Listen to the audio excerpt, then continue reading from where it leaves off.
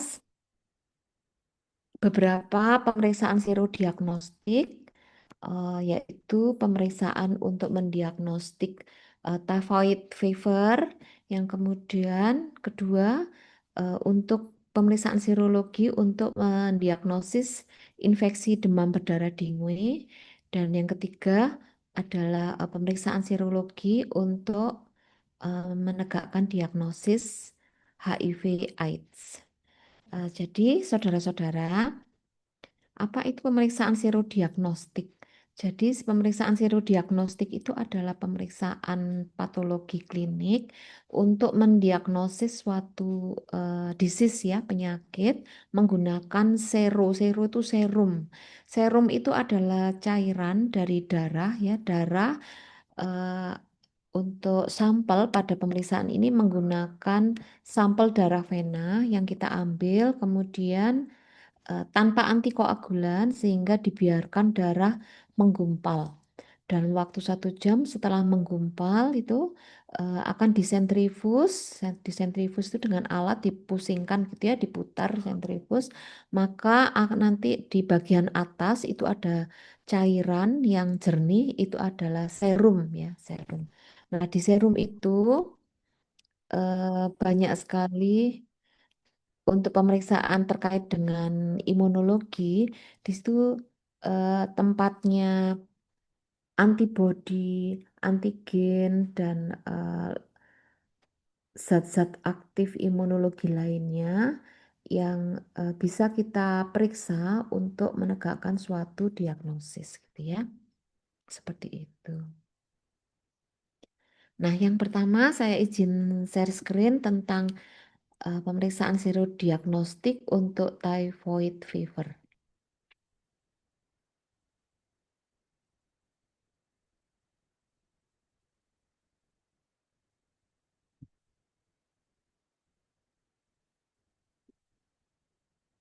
Nah, ini Dek, apakah sudah terlihat, Dek? Sudah terlihat, dokter. Sudah terlihat ya, sebentar ya. Oke. Maaf kalau ada dari laboratorium saya angkat ya. Oke.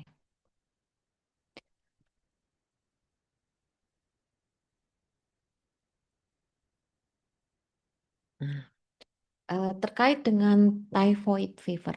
Jadi typhoid fever itu adalah penyakit ya, disease yang disebabkan oleh infeksi bakteri ya, bakteri Salmonella spesies ya. Bisa Salmonella spesiesnya Salmonella typhosa ataupun spesies Salmonella paratipi A dan paratipi B.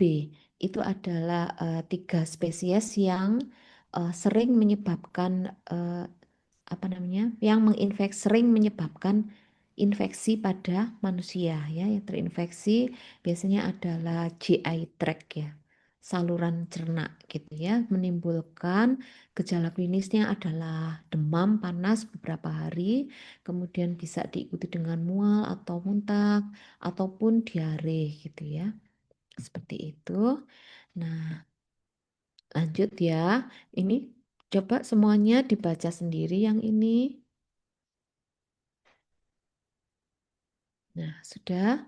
Jadi ini kalian mesti paham ya, karena nanti sebagai dokter kalian akan banyak menjumpai, ini banyak kita jumpai infeksi typhoid fever ya pada pasien-pasien kita. Nah, ini adalah yang gambar ini adalah ilustrasi dari bakteri Salmonella gitu ya. Jadi ini ada intinya ini ya, badannya, badan dari mm, apa, kuman bakteri Salmonella itu mengekspresikan antigen O ya, somatik. Somatik itu badan, antigen badan kita sebut O, dan mengekspresikan antigen flagella. Ini flagella ya.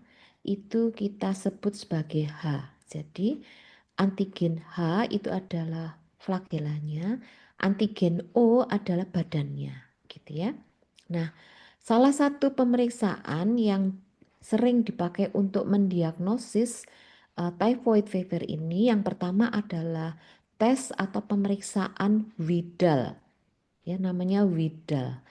Ini tujuannya adalah mendeteksi atau mengidentifikasi antibodi, ya, antibodi di dalam serum penderita atau pasien terhadap antigen Salmonella gitu ya. Yang sering menyebabkan typhoid fever adalah Salmonella typhi, ini spesies ya. Kemudian Salmonella paratipi A dan Salmonella paratipi B gitu ya. Karena antigennya ada O dan H, maka kita akan mendeteksi antibodi Salmonella typhi O untuk somatiknya dan Salmonella typhi H, Salmonella paratipi A O dan Salmonella paratipi A H serta Salmonella paratipi B O dan Salmonella paratipi B H. Jadi ini yang akan kita deteksi di serum penderita gitu ya.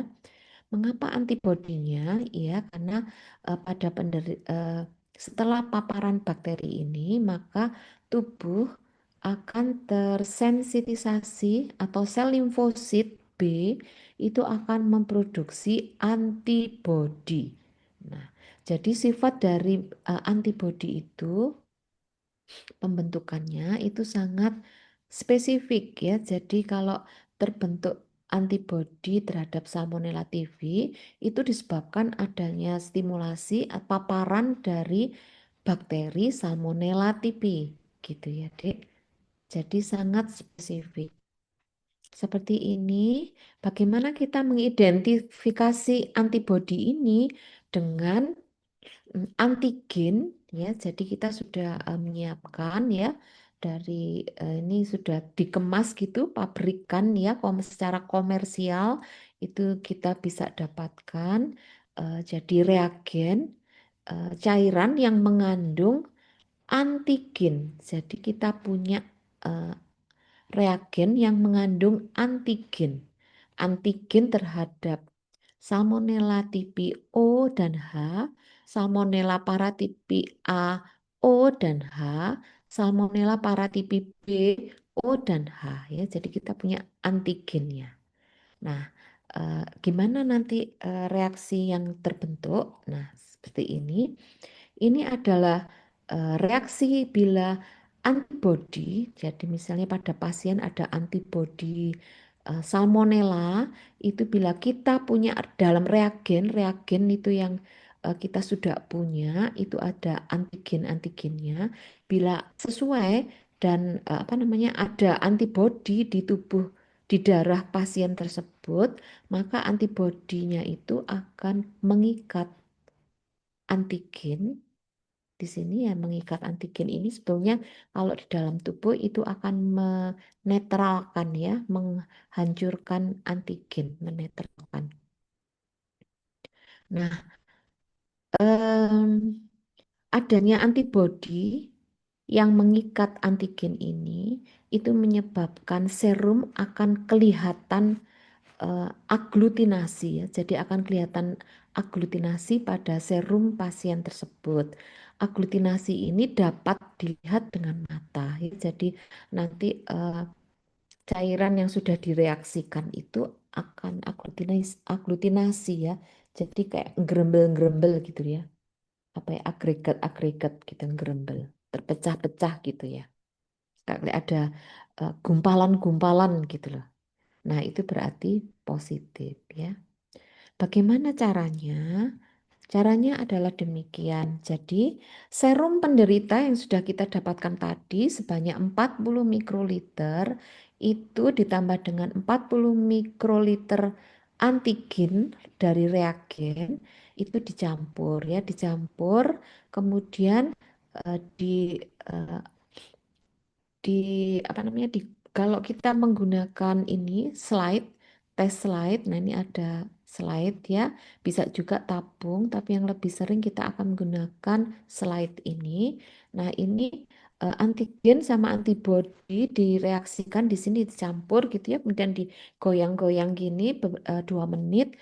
Nah, bila ada antibodi pada serum pasien tersebut, akan terlihat aglutinasi. Ini terlihat aglutinasi, Dek. Ini ya, aglutinasi itu gumpalan-gumpalan. Nah, kalau nggak ada gumpalan tuh seperti ini ya, halus, nggak ada gumpalan. Nah, seperti itu ya. Ini ada gumpalan-gumpalan-gumpalan. Nah, berarti itu positif. Kembali lagi. Nah, positif pada pertama kali kita mereaksikan serum dengan antigen yang kita punyai dari reagen tadi, ada gumpalan ya. Itu kita sebut sebagai positif 1/80 gitu ya. Titer atau pengenceran 1/80 positif. Nah, pada tes Widal ini, bila positif pertama pada ini 1/80 ini masih dilanjut diencerkan dengan ini mengurangi jumlah serum penderita dengan separuhnya. Ya, separuhnya berapa? 20 mikroliter ditambah 40 liter suspensi antigen, kita reaksikan kembali. Bila masih positif, itu kan ini pengenceran eh, setengahnya ya, maka bila positif itu kita sebut sebagai positif pada pengenceran atau titer 1/160. Kalau masih positif di 1/160, maka kita encerkan lagi. Ya, tadi 40 terus 20, kita encerkan lagi separuhnya 10 ya. 10 mikroliter ditambah 40 suspensi antigen reagen. Kalau ini positif, maka kita sebut sebagai adanya pengenceran positif di pengenceran atau titer 1/320 gitu ya. Jadi semakin diencerkan masih positif, diencerkan masih positif itu berarti eh, setara dengan kadar antibodi yang tinggi. Ini demikian, Dek. Jadi misalnya ya, misalnya pasien ada satu pasien itu setelah diencerkan sampai 1/320 titer 320 masih terlihat ada gumpalan-gumpalan. Nah, kita laporkan positif 1/320.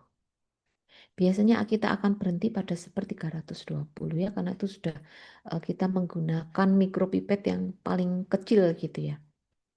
Pasien lain lagi, misalnya positif pada pengenceran pertama, itu 1/80, kemudian diencerkan separuhnya pada pengenceran 1/160, itu tidak ada lagi gumpalan, tidak ada lagi, maka pasien tersebut dikatakan positif pada titer 1/80.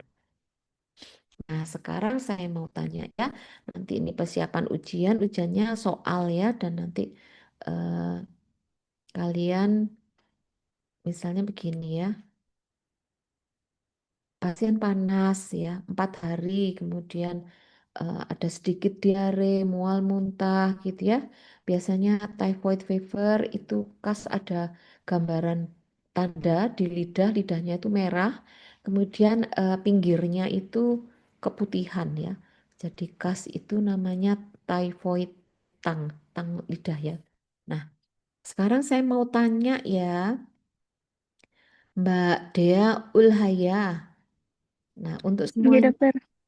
mohon diperhatikan ya ini ya supaya paham. Ada satu pasien yang seperti itu ya panas kayak gitu ya 3 hari atau 4 hari terus diperiksa tes Vidalnya. Nah, ada 2 pasien nih. Yang satu pasien itu Vidalnya positif pada 1/80 ya. Berarti setelah diencerkan lagi sudah nggak ada gumpalan, berarti 1/80. Nah, pasien yang satunya lagi itu positif 1/320 Ya, jadi 1/80 diencerin lagi masih positif, berarti 1/160 dioncerin lagi 1/320 masih positif. Stop sampai situ, maka kita laporkan dia sebagai positif 1/320. Mbak Dea, saya mau tanya, lainnya diperhatikan ya. Pasien yang 1/80 dibandingkan dengan yang 1/320, itu kadar antibodinya tinggi yang mana? Kadar antibodinya banyak yang mana? Atau tinggi yang mana? 1/80 atau 1/320? Sepera, se, sat, seper 320. Iya, betul.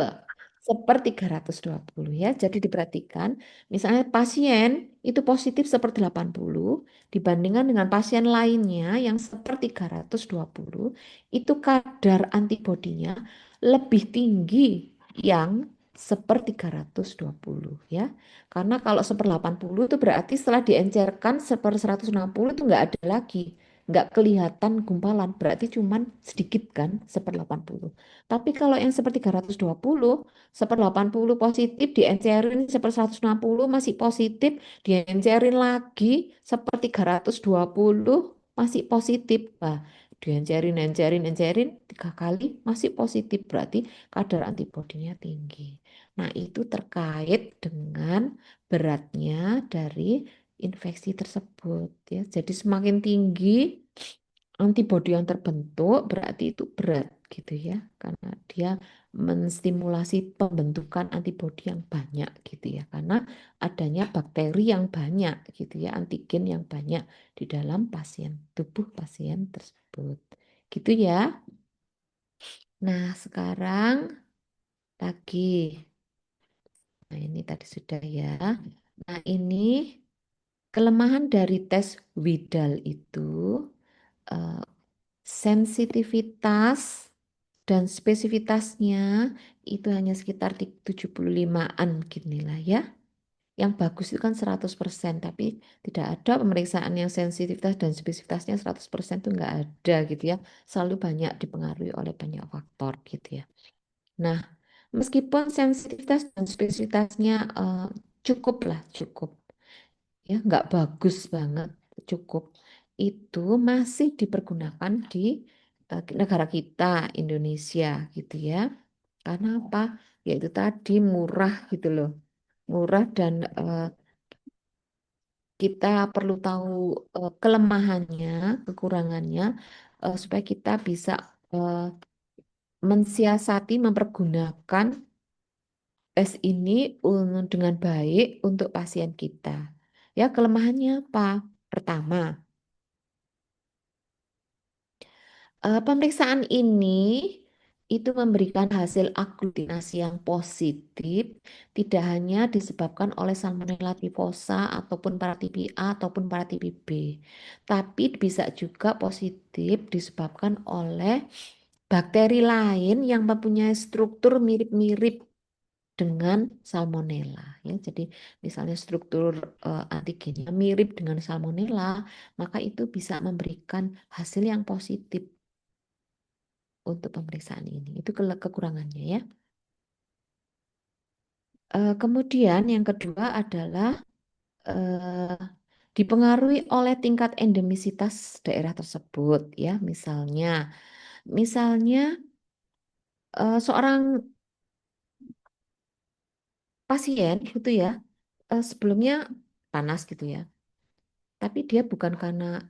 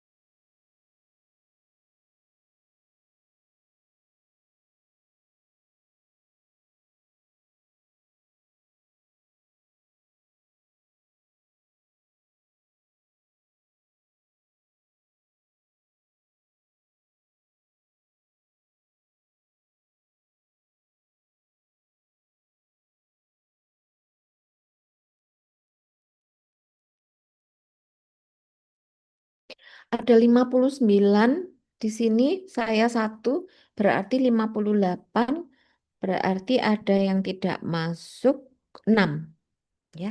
Nanti difoto ya, Ketua. Ini siapa aja yang hadir di sini. Oke, saya lanjut. Tadi mana ini ya? Gitu ya. Ah, ya. Kelihatan ya, Dik ya. Kita mulai lagi. Jadi gini, endemisitas daerah yang tinggi itu maksudnya gini. Jadi biasanya ada di eh, pemukiman yang padat gitu ya, padat gitu. Di mana kalau padat itu kan, misal gini ya, kalian di kos di daerah mana, Sumbersari di gang sebelah itu yang padat banget gitu ya, Bendungan Sutami yang padat banget. Nah, kalian ini kan transmisinya fekal oral gitu ya, dari feses penderita penderita atau karier penderita, terus mengkontaminasi makanan, terus kita makan. Nah, kalian nggak pernah masak tapi beli makanan gitu ya. Setiap makan beli makan. Nah, kebetulan yang jual itu apa? Karier, karier eh, typhoid ya, typhoid. Nah, terus kalian terkena lah itu ya, karena kurang bersih, hygiene sanitasinya rendah. Nah, kalian tidak sengaja terpapar dengan salmonella ini dengan makanan tadi ya. Terus minum, minum es ya panas-panas gitu, minum es dawet atau apa gitu ya. Nah, kebetulan juga ada kuman salmonellanya gitu. Nah, udah semakin sering kontak, nah tubuh limfosit itu akan membentuk limfosit membentuk antibodi. Nah, antibodinya jadinya tinggi gitu ya.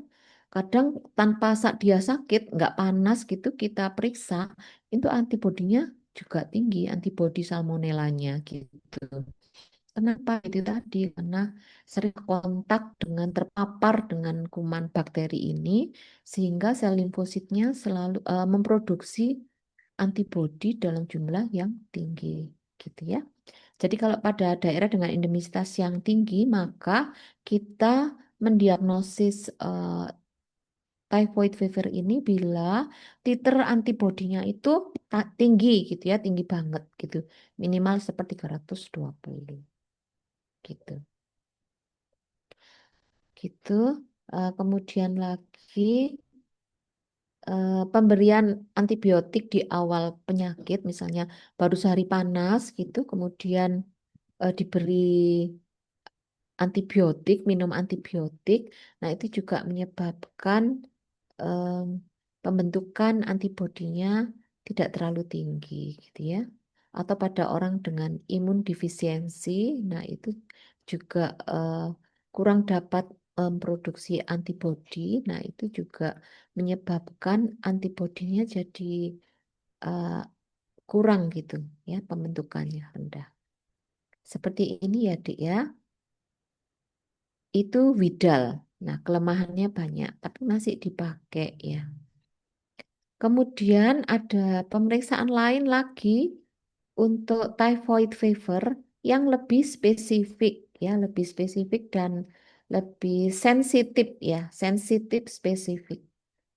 Nah, yang kedua ini ya pemeriksaan rapid immunoassay typhoid fever IgM. Jadi kita mendeteksi IgM-nya. Salah satu yang kita pergunakan adalah merek Tubex ya. Dan Tubex ini kita mendeteksi antibodi tidak seperti Widal tadi. Itu kan eh, antibodi IgM yang besar tapi enggak spesifik gitu ya.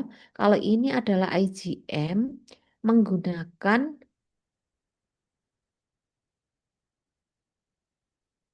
antibodi TPO9 lipopolisakarida. Jadi menggunakan antibodi terhadap antigen Salmonella tipi O nomor lipopolisakarida nomor 9. Jadi itu teknik yang canggih ya, di mana kita bisa memotong-motong kayak memotong ya, nggak memotong namanya apa ya istilahnya memotong-motong antigen gitu ya, kita potong di O9, kemudian kita amplifikasi, kita bikin reagennya. Nah, itu nanti eh, serum penderita direaksikan dengan O9 ini. Kenapa ini? Karena ini adalah yang sensitif ya, spesifik, spesifik tidak ditemukan di bakteri yang lain. Gitu. Tes ini cepat dan eh, bagus ya, karena kita bisa melihat skor dari pemeriksaan ini. Jadi skornya itu antara rentang 0 kalau negatif ya, 0 sampai 10 ya kayak gini. Gimana kita bisa menentukan ini skor berapa? Jadi ini adalah pasien 1, pasien 2, pasien 3, pasien 4, pasien 5, pasien 6 gitu ya. Direaksikan di sini. Nanti kita lihat ada nggak perubahan warna ya. Kalau tetap pink muda gini berarti negatif. Kalau ini, nah ini mirip dengan ini ya. Berarti positif 2, skor skor positif 2. Semakin ungu positif 4, semakin menjadi biru positif semakin tinggi ya 8, 10. Nah, pasien kita lihat berapa skornya. Nah, kalau negatif itu berarti 2 ke bawah. Kalau 3 borderline, hati-hati, ini meragukan. Bisa iya, bisa tidak. Kalau 4 sampai 5 itu positif tapi lemah gitu ya. Kemudian kalau itu 6 ke atas berarti positif kuat. Nah, dengan demikian kita tidak perlu lagi melakukan pemeriksaan kultur ya. Kultur bisa juga untuk menumbuhkan bakteri Salmonella, tapi membutuhkan waktu yang lama, bisa seminggu, 2 minggu, 3 minggu baru tumbuh bakterinya ya. Pasiennya kan mesti segera diobatin. Nah, kalau menggunakan kultur kan terlambat nanti ya. Kultur hanya digunakan untuk eh, kondisi-kondisi khusus ya, di mana eh, bakterinya kita beri antibiotik biasanya mengalami resisten ya, resistensi. Nah, itu kita tumbuhkan bakterinya, kita lihat sensitivitas terhadap antibiotiknya. Ini ya, Dek, seperti ini. Berikutnya masih ada lagi dengan rapid test juga mendeteksi IgM dan IgG dengan teknik lateral flow immunoassay atau imunokramatografi gitu ya. Alatnya kayak gini. Ini kecil ya, ini bukan alat ya, bahan. Jadi ini dikemas gitu, dikemas di plastik ini terus dibuka ini kan. Nah, itu kelihatan di sini yang atas tuh C, kontrol. Terus ada bawahnya IgM, IgG. Nah, nanti akan eh, serumnya kita teteskan di sini. Nah, nanti kita tunggu 1 menit. Nah, ini naik kan ke atas kayak disedot gitu kan ke atas.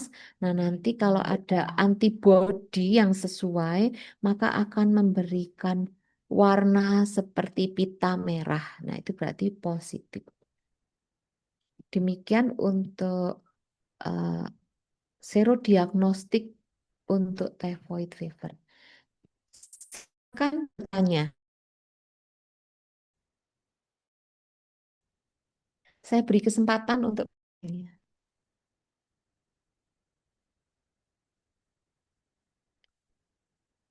silakan, mesti bertanya ya, Dek ya.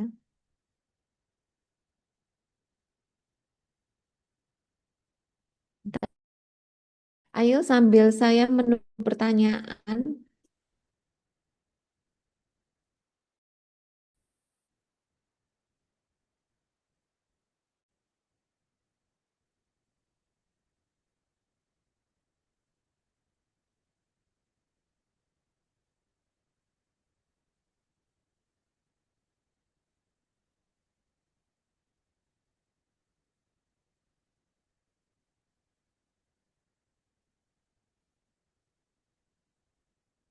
Ayo Dek, silakan bertanya.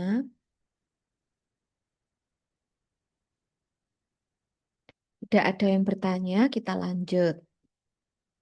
Yang kedua, materi tentang serodiagnostik untuk penegaan diagnose infeksi demam berdarah atau DNG infection ya.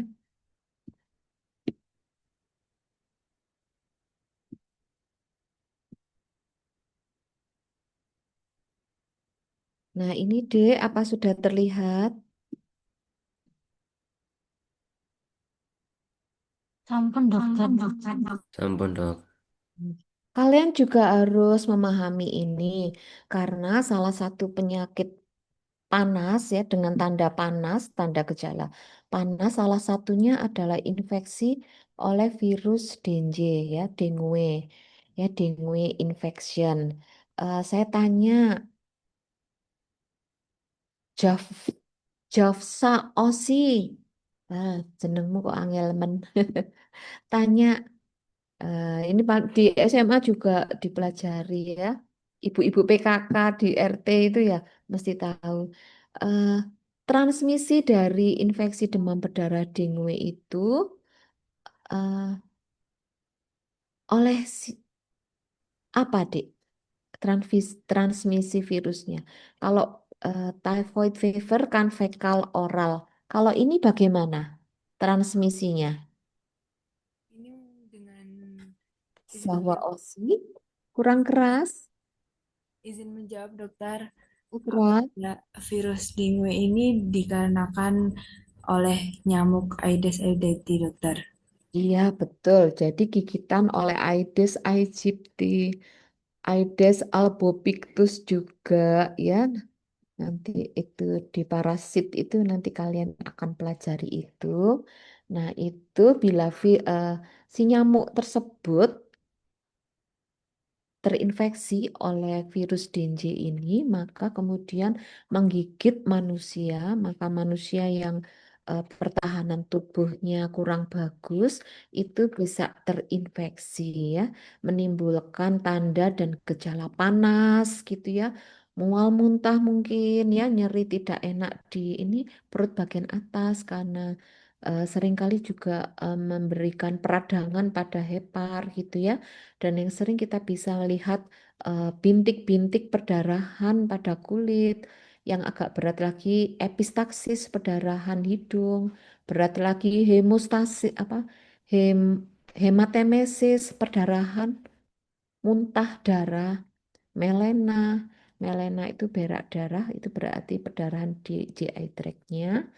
Dan yang eh, menakutkan juga adalah DNJ shock syndrome yang sampai menimbulkan shock ya. Kalau shock itu sulit banget kita atasi ya.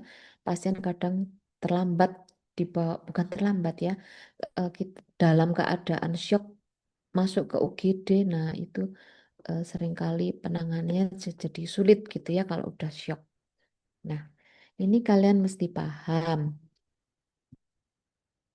Nah, coba semuanya dibaca dalam hati aja. Nah, berikutnya ini ilustrasi virusnya ya. Jadi virus itu beda dengan bakteri yang tadi. Kalau bakteri kan strukturnya kompleks ya. Kalau ini kan cuman nukleokapsid dibungkus membran gitu ya. Nah, itulah virus. Jadi ukurannya nano ya, kecil ya, virion itu kecil. Nah, ini menginfeksi manusia. Dan yang perlu diperhatikan adalah ada 4 serotype dari virus ini yaitu dengue 1, dengue 2, dengue 3, dan 4. Ada 4 serotype. Kenapa perlu kita ketahui? Karena infeksi berikutnya, jadi pertama kali terinfeksi, sembuh, terus infeksi berikutnya dengan serotype yang berbeda dari virus yang pertama kali kena itu, biasanya akan memberikan gejala yang lebih berat. Itu ya, jadi pada pemeriksaan serodiagnostik infeksi dengue ini, kita juga perlu memperhatikan apakah dia itu terinfeksi pertama kali atau primer primer atau kedua kali atau berikutnya yang kita sebut sebagai secondary infection.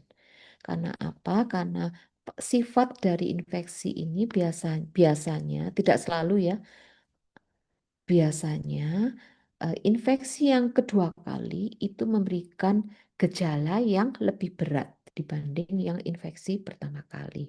Namun demikian ada juga infeksi pertama kali yang berat. Seperti itu.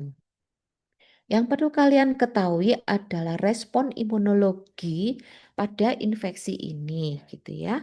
Jadi misalnya infeksi pertama kali di sini ya, semua penyakit infeksi apapun, tubuh akan memberikan suatu reaksi dengan awalnya bakteri atau virus atau jamur atau parasit itu akan apa namanya difagosit sama sel makrofag ya, makrofag atau kita sebut sebagai sel antigen presenting cell.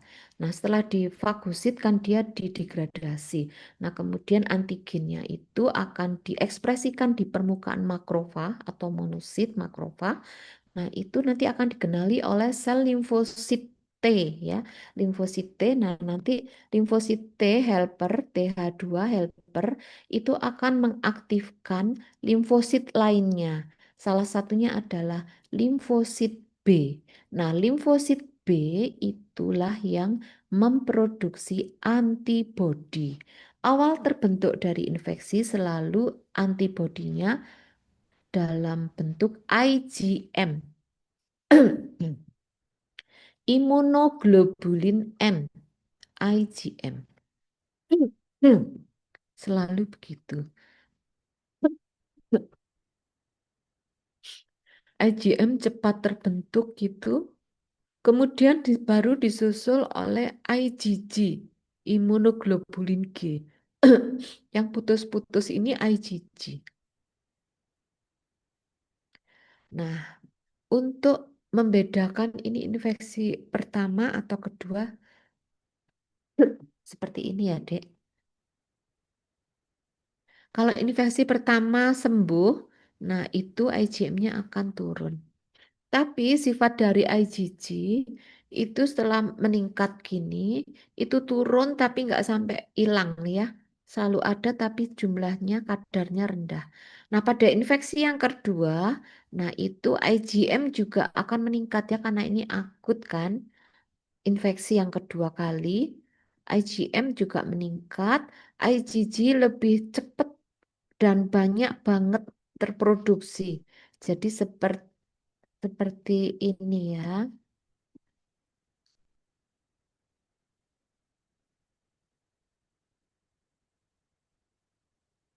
Nah, berarti gimana nih kok bisa bergerak?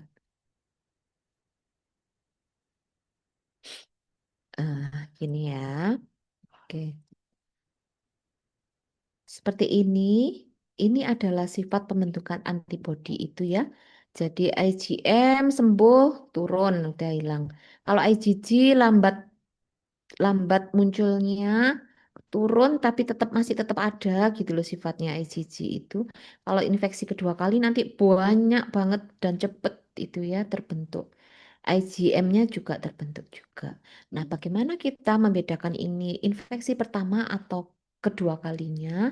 Kita akan melakukan pemeriksaan dengan mendeteksi IgM ini menggunakan cut off segini, kadar segini untuk IgM. Cut off-nya segini. Sedangkan IgG kita buat kadar cut off-nya itu tinggi di sini, tinggi banget. Nah, pada infeksi pertama IgM karena cut off-nya batas deteksi pemeriksaan kita rendah, maka kalau melebihi batas deteksi akan terdeteksi. Jadi ini pada pertama ini infeksi pertama IgM-nya terdeteksi positif. Sedangkan IgG itu memang dideteksi tinggi. Jadi pada infeksi pertama karena ada tapi di bawah deteksi limit pemeriksaan itu, maka nggak kelihatan, nggak terdeteksi. Jadi IgG-nya negatif. Ada tapi negatif ya, tidak terdeteksi.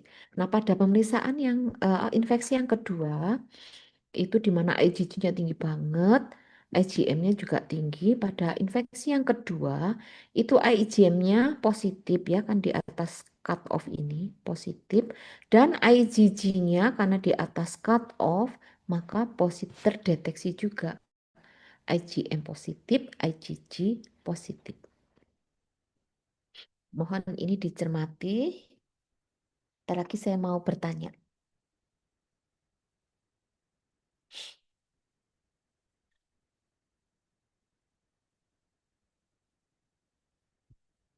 Nah, sekarang saya mau tanya ini, mau tanya siapa ya? Hilmi, Hilmi Akrama, saya mau tanya. Ya, ada pasien panas 3 hari, panas 4 hari ya. Ada mimisen, epistaksis, ada petehi di kulitnya, perdarahan bintik-bintik merah, darah itu ya, perdarahan kulit. Nyeri, sedikit nggak enak di ulu hati, di perut bagian kanan. Nah, kemudian, nah ini infeksi DNJ infection itu salah satu tandanya adalah menimbulkan penurunan jumlah sel trombosit ya. Jadi trombositnya turun ya, atau trombositopeni. Setelah diperiksa darah lengkap, trombositnya turun, trombositopeni. Kemudian diperiksa IgM dan IgG dengue. Lah, terus pasien ini Hilmi IgM-nya positif, IgG-nya negatif. Maka pasien tersebut terinfeksi demam berdarah dengue primer atau sekunder. Izin menjawab, dokter. Eh, Ya, Infeksi primer, dokter. alasannya apa, Dek? Karena dari kadar IgM-nya itu positif, terus dari kadar IgG-nya itu masih negatif atau kurang dari IgG cut off. Betul gitu ya. Jadi tidak terdeteksi IgG-nya negatif, tapi IgM-nya terdeteksi positif gitu ya. Betul.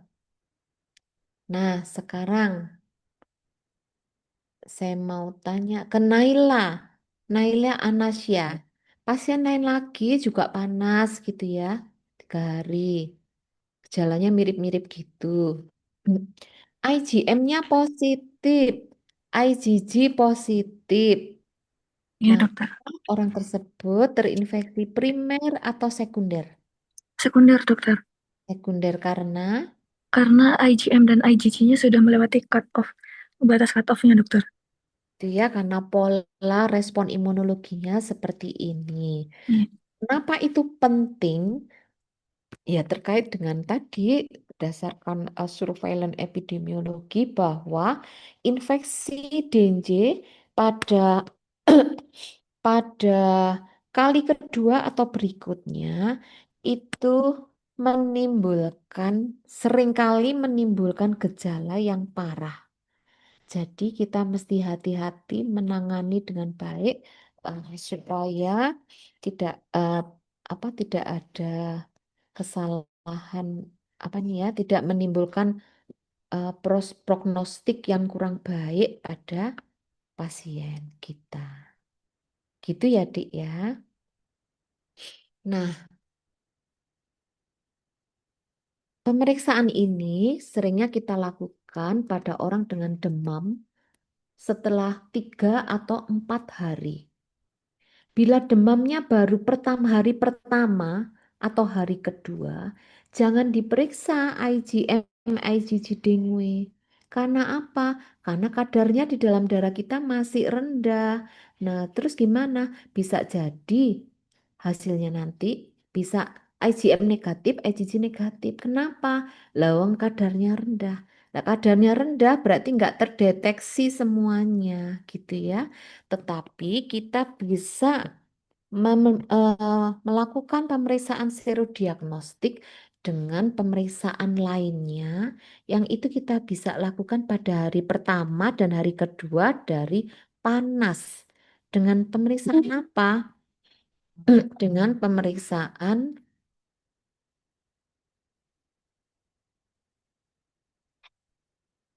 ini tadi yang tadi itu ya, IgM, IgG. Nah ini kontrol. Kalau kontrol itu harus positif ya untuk melihat apakah ini masih bagus, harus positif. Ini IgM positif, lah kelihatan ya garis merah. IgG nggak kelihatan garis merah, berarti ini IgM positif. Oke.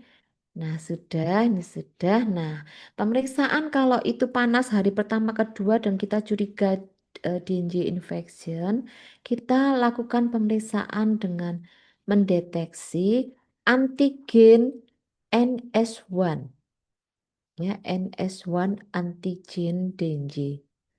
Apa itu NS1 antigen DNJ? Itu adalah protein atau antigen virus ya, non-struktural protein nomor satu. Nah, itu yang spesifik pada virus dengue seperti itu.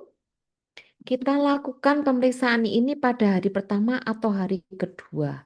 Kalau itu infeksi disebabkan oleh DNJ infection, maka NS1 antigen dengue-nya positif, bisa positif ya.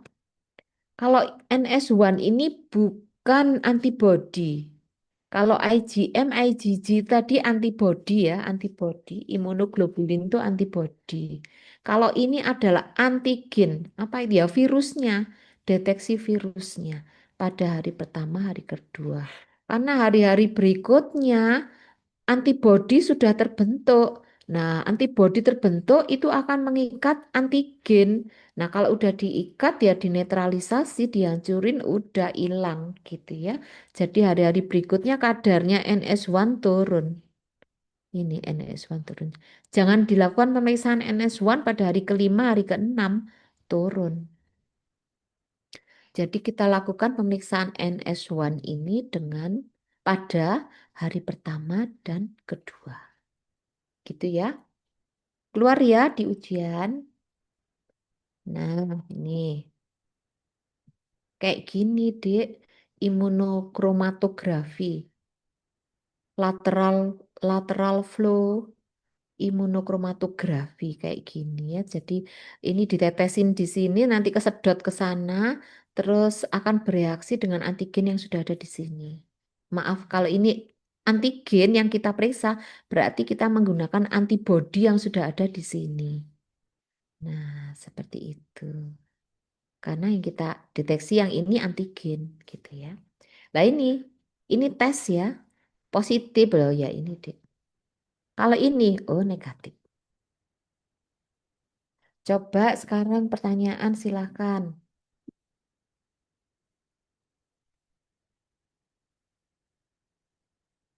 Silakan bertanya. Apa jelas? Apa ngantuk? Jelas, dokter. Jelas, alhamdulillah. Nah, sekarang yang terakhir, HIV.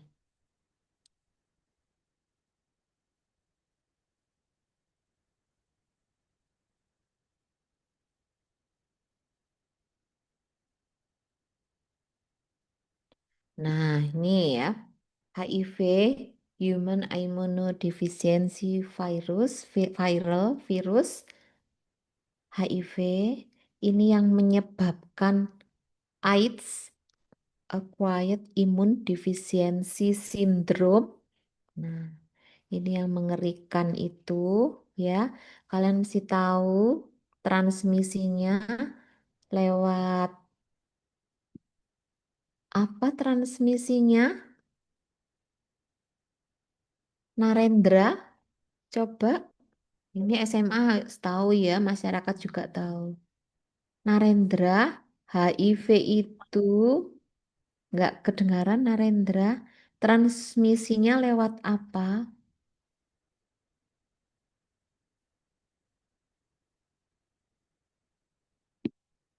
Bisa dijawab Narendra?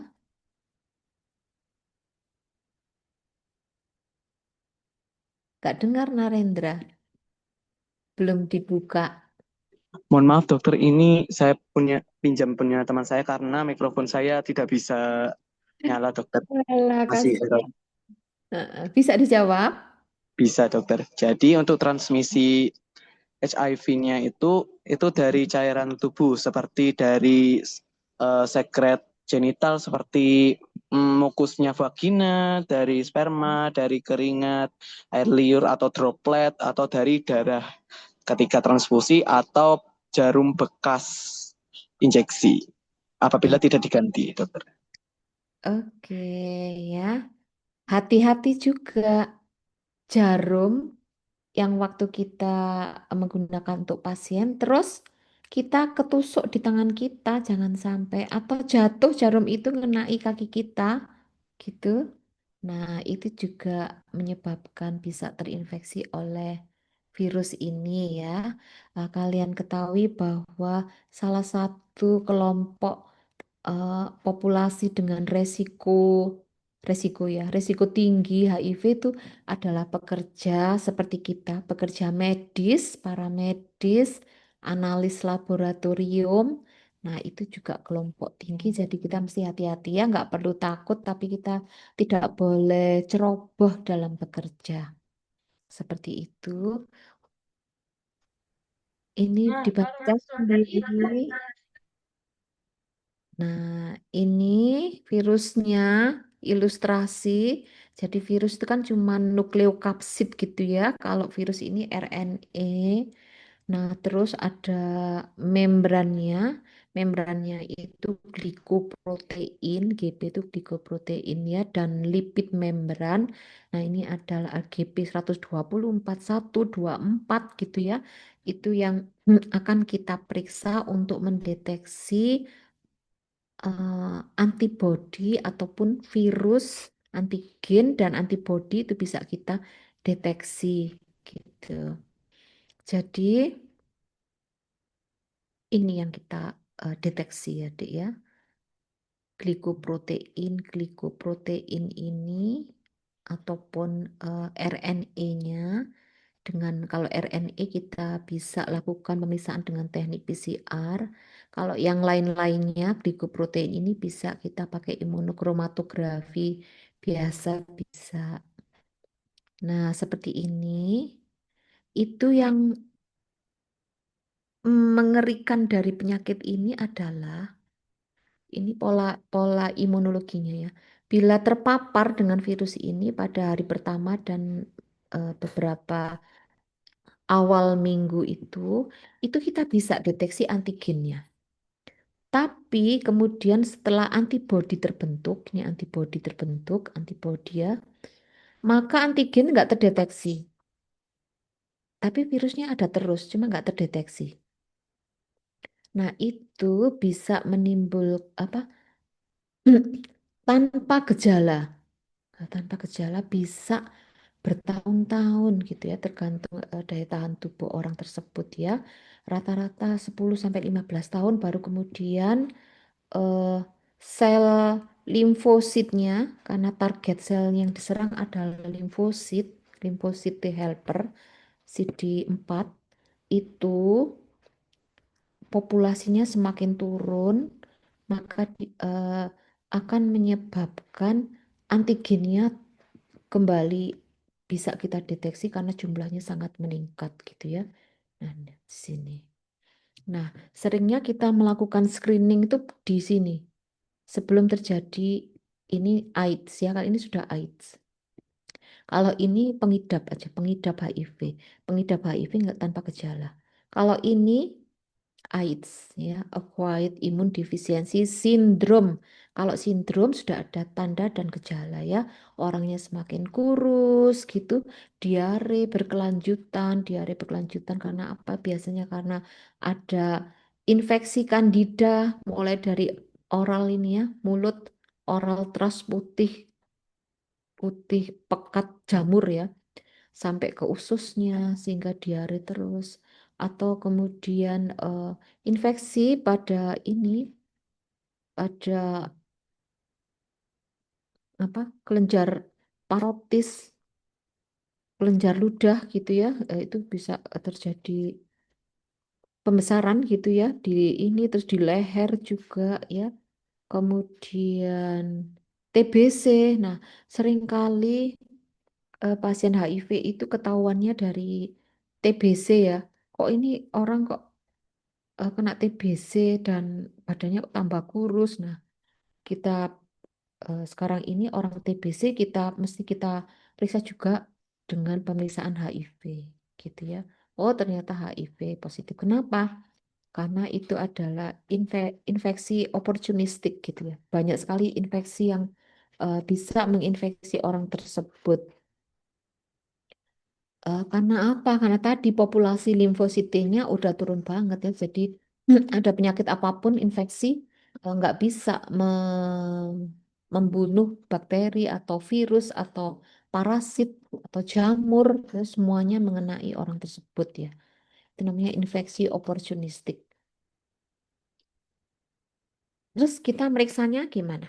Nah, ini untuk screening kita periksa di sini biasanya ya.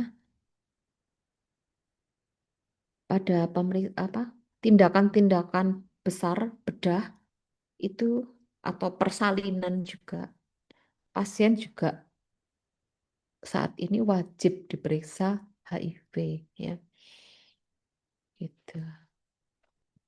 Yang perlu diketahui adalah bahwa kalau kita mendiagnosis HIV itu kita harus memperhatikan 5 hal ini.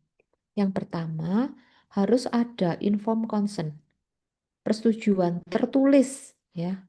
Jadi tertulis dan ditandatangani oleh pasien atau keluarganya bahwa pasien bersedia untuk dilakukan pemeriksaan HIV. Kedua, itu harus rahasia, tidak boleh bocor. Kemudian harus ada konseling ya, karena kalau ada yang positif maka tidak ada tempat untuk konseling, itu sangat bahaya untuk pasien tersebut. Kemudian memastikan bahwa pemeriksaan laboratoriumnya itu akurat dan valid betul gitu ya. Tidak ada kesalahan pemeriksaan. Kelima, harus ada fasilitas pengobatannya ya, pengobatan. Ada obat-obat virus yang bisa diberikan pada pasien yang positif atau reaktif. Nah, untuk pemeriksaan ini HIV, kalau positif biasanya kita menyebutnya sebagai reaktif. Ya. Jadi kita tidak menggunakan positif ini, tapi reaktif. Ya.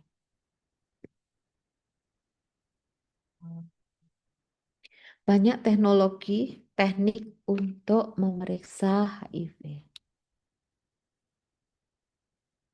Tapi sebagai pemeriksaan screening awal, kita biasanya menggunakan teknik rapid immunochromatografi. Dengan cara gimana? Kita menggunakan, nah ini kayak ini ya, rapid immunochromatografi yang kayak tadi juga HIV, dengue tadi kan juga pakai teknik ini ya. Nah, immunochromatografi jadi simple gitu ya, sederhana dan cepat. Ini serum pasien nanti kita teteskan di sini, terus nanti akan keluar ini. Lah ini kontrol. Yang ini 2 dan 1 ini HIV-1, HIV-2, serotipenya. Lah ini positif berarti ini positif ya. Ini ada garis merah positif. Nah, yang kita pergunakan adalah alur ini ya. Ini alur di negara kita ya. Ini Kemenkes yang mengeluarkan ya, Depkes mengeluarkan. Nah, ini pertama bersedia, berarti setuju dia dites HIV. Kemudian dengan tes pemeriksaan pertama, kalau negatif ya sudah negatif ya. Tapi kalau reaktif positif ya, kita sebut reaktif, maka harus dilanjut dengan tes kedua. Tes kedua itu tes kedua dan ketiga itu dilakukan dengan sama bisa dengan imunokromatografi tadi, tapi mereknya beda merek. Beda merek ya beda sensitivitas dan spesifisitas. Tes yang kedua, kalau itu reaktif lanjut ke ketiga. Jadi 3 kali kita melakukan tes untuk HIV ya, 3 kali. Kalau tes ketiga positif ya udah reaktif ya. Kalau yang kedua ini non reaktif, nah itu akan kita ulang periksa 1 dan 2. Kalau negatif ya udah buang, negatif ya buang. Udah. Kalau positif keduanya reaktif, nah itu lanjut yang ketiga. Kalau reaktif ya emang reaktif. Kalau salah satu reaktif, satunya negatif. Nah, itu di sini ya. Kalau ketiga ini reaktif, turun ke sini ya berarti positif ya atau reaktif. Kalau negatif, nah kita lihat apakah dia ada di kelompok resiko tinggi atau tidak. Kalau tidak, apa ini? Gak kelihatan aku. Lihat ya berisiko atau tidak. Biasanya sebelum ke sini kita akan ulang pada 2 minggu setelah pemeriksaan ini ya. Nah itu bisa kita sebut sebagai indeterminate. Indeterminate itu adalah kasus yang kita tidak bisa dengan pasti menentukan reaktif atau apa ini Dek? Negatif gitu ya. Coba kita lihat. Nah, ini tadi penjelasan dari gambar yang tadi ya. Ya, jadi indeterminate itu kalau 2 hasil reaktif atau bila satu tes reaktif tapi dia beresiko resiko tinggi. Terus ada satu positif. Nah, itu berarti indeterminate. Atau 2 dari 3 itu reaktif. Itu indeterminate. Pada kasus-kasus indeterminate kita nggak bisa nentuin dengan pasti. Yang ini ya, yang lihat yang bawah. Maka akan kita ulang lagi ya, kita ulang 2 minggu ini ya. 2 minggu dari pemeriksaan yang tadi. Kalau hasil tetap aja seperti itu, indeterminate, tapi kita khawatir ya, atau ada di risiko yang tinggi, kita bisa lanjut dengan pemeriksaan RNA-nya, deteksi RNA-nya dengan pemeriksaan PCR gitu ya. Tapi kalau PCR ini biomolekuler ya, seperti kayak COVID kemarin, itu kan molekuler DNA atau RNA dari virus yang kita deteksi. Bila nggak ada fasilitas untuk periksa PCR HIV, maka kita akan lakukan kembali tes ulang rapid tadi itu pada bulan ketiga, bulan ke-6, dan 1 tahun dari pemeriksaan pertama. Bila sampai 1 tahun tetap aja indeterminate, kita lihat kalau ada di kelompok risiko rendah, maka hasil dikatakan negatif. Gitu ya, Dek ya. Nah, itu kemudian ini. Pemeriksaan virologis itu kita sekarang menggunakan PCR ya, yang mudah itu PCR dan sensitif. Itu kita bisa periksa untuk bayi berusia di bawah 18 bulan. Kenapa? Karena usia tersebut limfositnya belum optimal sehingga dia belum optimal untuk memproduksi antibodi ya. Jadi pada usia-usia segini kita tidak menggunakan tes seroimunologi ini. atau infeksi HIV primer ya pada bayi-bayi atau baru lahir gitu.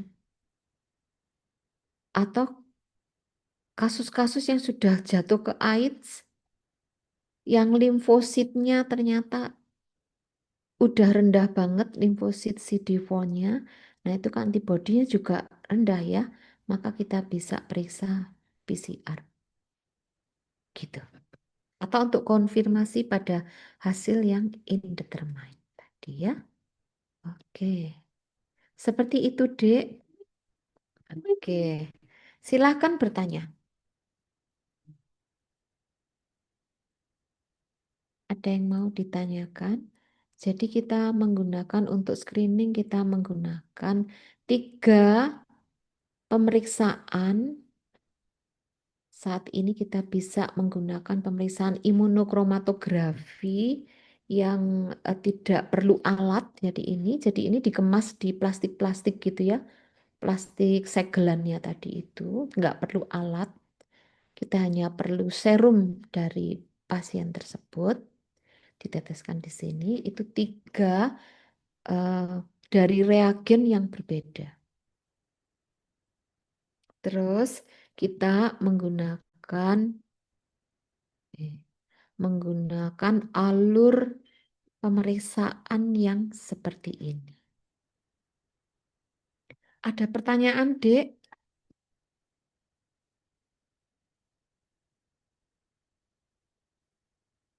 Oh, nggak ada yang bertanya sama sekali. Permisi dokter, mohon Izin izin bertanya, dokter. bertanya. Silakan siapa yang bertanya. Baik, jadi kan tadi kalau Naila Anasya Ramadhani tidak memungkinkan untuk Pelan-pelan gimana? Apa? Ini tadi siapa? Sania? Iya. Gimana? Oke. Baik, jadi kan kalau tidak memungkinkan untuk PCR, maka akan dilakukan tesnya itu setiap 3 bulan, 6 bulan, lalu 1 tahun kemudian, gitu, dok. Ya. Nah, itu kan jika hasilnya tetap intermediate dan faktor risikonya itu rendah, itu dinyatakan negatif. Namun Ya. kan intermediate itu ada setidaknya salah satu itu reaktif. Kok bisa ya dokter kok dinyatakannya negatif akhirnya? Iya. Nah, pada kasus-kasus seperti itu,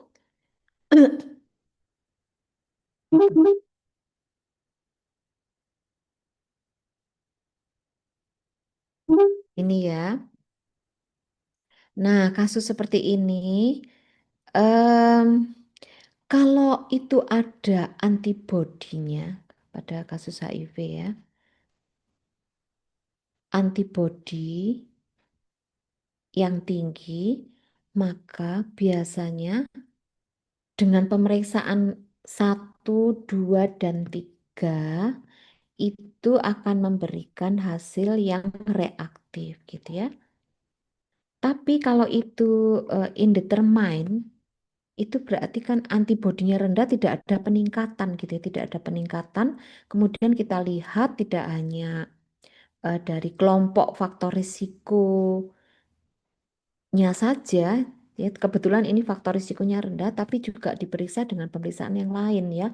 Dilihat juga klinis dari pasien ya, tidak ada gejala ke HIV, AIDS ya. Kemudian hasil pemeriksaan lainnya, darah lengkap HB bagus, leukosit bagus, jumlah limfositnya bagus. Nah, itu maka kita klasifikasikan pada tidak terkena HIV gitu. Memang itu kebijakannya seperti itu, Dek, gitu. Karena diulang 3 bulan, 6 bulan, 12 bulan kalau itu ada infeksi, maka antibodinya akan menjadi lebih tinggi, lebih tinggi, lebih tinggi gitu ya. Jadi kalau terinfeksi HIV, maka dari hari ke hari itu antibodi yang diproduksi semakin banyak, semakin banyak, semakin banyak. Sebelum sampai jatuh ke AIDS ya, semakin tinggi. Jadi harapannya diulang pada 3 bulan, 6 bulan, 12 bulan itu terpenuhi 3 pemeriksaan yang positif. Namun demikian tentu saja hal seperti ini tidak sempurna gitu ya. Ada juga yang bisa menyebabkan underdiagnosis ya. HIV loh itu, tapi kok indeterminate terus. Nah, itu kelemahannya. Tapi kita ada di populasi yang sangat besar ya. Jadi kita akan saring penderita yang betul-betul menjurus ke HIV reaktif ya. Seperti itu. Jadi kalau dia terinfeksi HIV, maka antibodinya dari hari ke hari, 3 bulan, 6 bulan, 12 bulan, itu akan mengalami peningkatan. Nah, kalau peningkatan maka logikanya di 3 kali pemeriksaan itu bisa reaktif. Karena apa? Karena pemeriksaan itu tidak ada pemeriksaan laboratorium ya. Tidak ada yang 100% sensitif, 100% spesifik. Nggak ada ya. Karena itu kelemahan di masing-masing pemeriksaan. Gitu. Kelemahannya. Jadi selalu ada false ya. False negatif ataupun false positif. Bentar ya, ini ada lab konsul. Tunggu ya.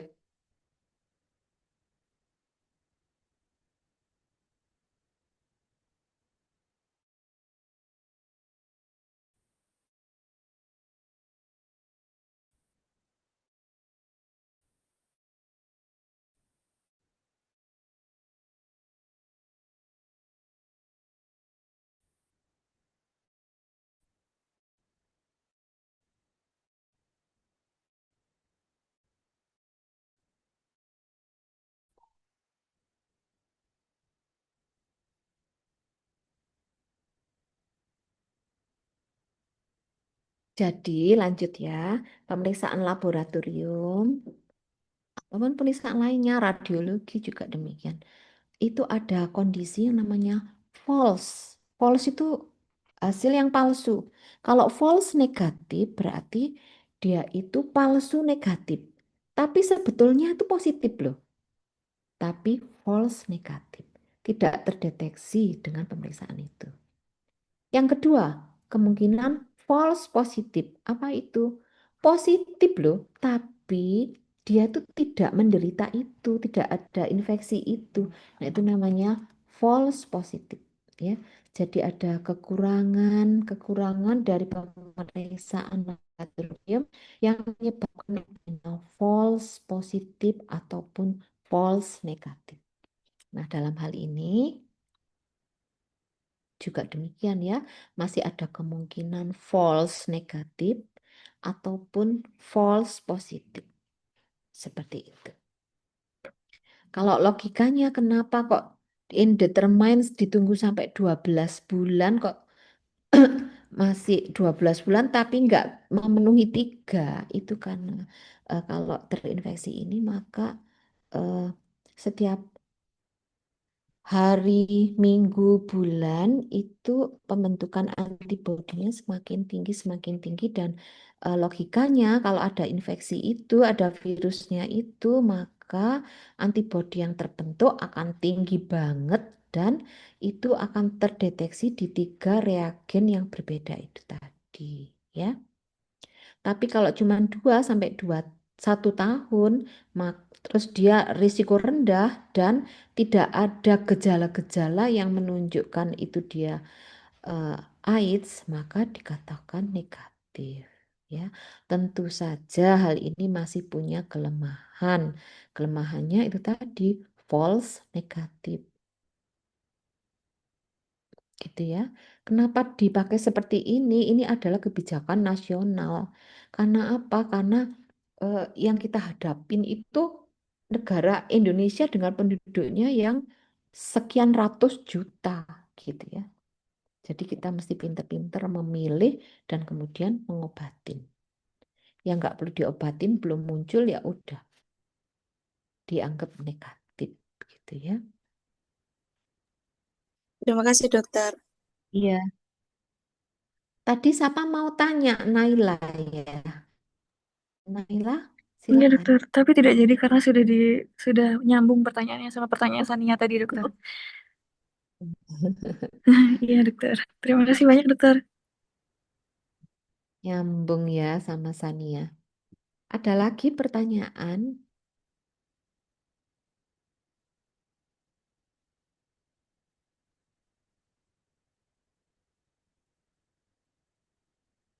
Nggak ada yang bertanya. Baiklah, semoga semuanya paham ya.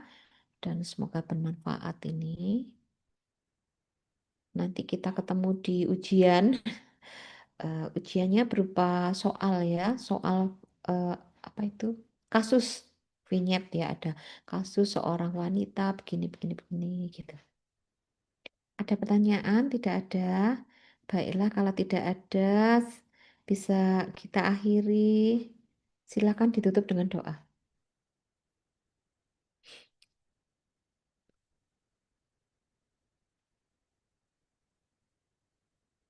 Salah satu bisa memimpin doa.